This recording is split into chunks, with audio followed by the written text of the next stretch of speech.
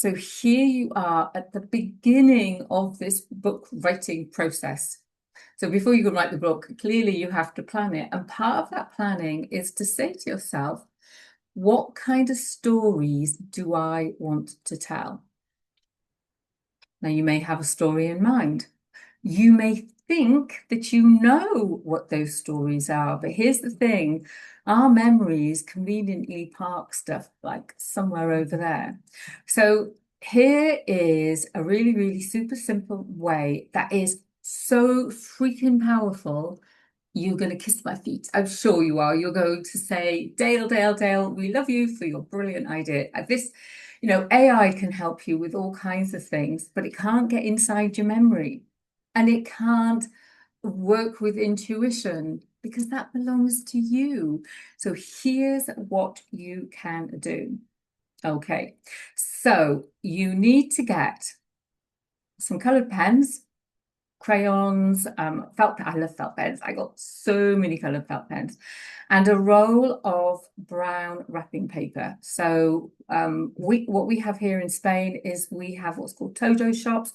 They sell absolutely everything. You can really easily buy a roll of brown wrapping paper. You probably could get it from a stationery store, something like that. Anyway, what I do is I roll this out over my kitchen table. I do not cut the piece of paper because what tends to happen is I'll want to move it along and scribble some more, and then I might do some mind maps over there, and I want to keep it all together. So my roll of brown wrapping paper, which I end up making a horrible mess of as I fold it all up, becomes my story Bible.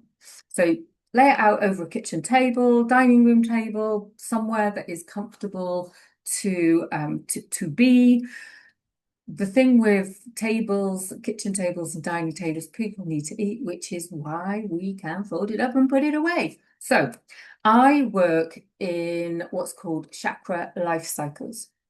So what I do at the top is I will put things in blocks of 7 years because they are development years for human development. So if you know what the chakras are, they're energy systems, and there are 7 main ones.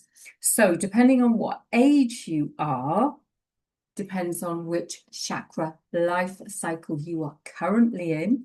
So if you're over, gosh, got to think about my maths now. If you're over something like 49, you will go into a second cycle. But what is great is when you're mind mapping your stories, if you do them in blocks of 7 years and you understand this thing about chakra cycles, and even if you don't, you can go and look it up. So what does each chakra mean? And it will give you clues about your stories. So that's why I do it in this way. So I've got my blocks of 7 years across the top. And then what I sit and do is I will sit and meditate. So first thing I do is what's called the 3 hearts meditation, really quickly, hands on heart, feet on ground. And we take our energy and our focus to our hearts and breathe. We breathe down the body, down our legs, down our feet. Imagine there's roots growing from the bottom of your feet into the heart of Mother Earth. Anchor your roots so you're beautifully grounded, and you breathe that beautiful energy back up into your heart. Take a couple of breaths, and then you take your breath up, up, up, up, up, but into the heart of the universe, God, grace, higher self, whatever you want to call that. Bring that breath back down. Now, you don't do it as fast as that. So you want to do a couple of rounds of that until you're feeling really centered and grounded. And you're going to look at your roll of brown paper. It is a blank canvas. So which which part of your life is calling you to scribble? And this is where you keep a really, really open mind. And you need to keep coming back to this. So you might go, oh, yeah, well, Mum has told me I had a traumatic birth. It took 48 hours. It was a dry birth. Sure, I thought I was dead. And then Mum's told me another story where I wasn't breathing later on.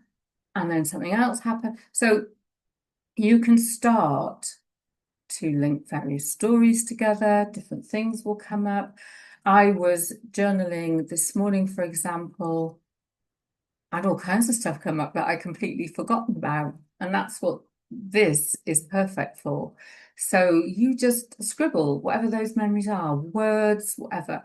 Now, if you have the luxury of being able to leave this here, you could attach photos, different bits and pieces. So you build this beautiful collage of your life. So why are we doing this if we already know what our story is? And it's like I said at the beginning, is we forget stuff. We can go, this is my story of healing this. But actually, when you think about any kind of healing story, it has its roots in the past. And we often forget those things. And if we've got it all down on our roll of brown paper, we can walk away, we can come back, we can look at it, we can make connections, we can see turning points, we can see lessons and gifts and challenges and stuff like that. Now, here's something that you may want to do. So let's say you have started at the very edge of your paper with a block of, let's say, 1 to 7 years. What if your story contains generational stuff? So I advise that you move that roll of paper along and start your 1 to 7 somewhere along here so that you can put in some of the backstories before you came to planet Earth. So why do I say this? Well, actually, yesterday I wrote a chapter. It's been burning me. Yesterday I did loads of stuff. I got the rough outline. I wrote the first chapter very roughly, but it's a chapter on betrayal, and I'm going to talk about the process that chapter later on. But I knew that the story wasn't just about me and all the betrayal in my life and how I betrayed who I truly was. That stuff was generational. It went back through generations of different women and men in my family. I would need to put that on my brown sheet of paper so I could look at all of those connections. So if you're right at the very beginning of this process, and even if you think you know the story, please do this. I call it timelines and turning points.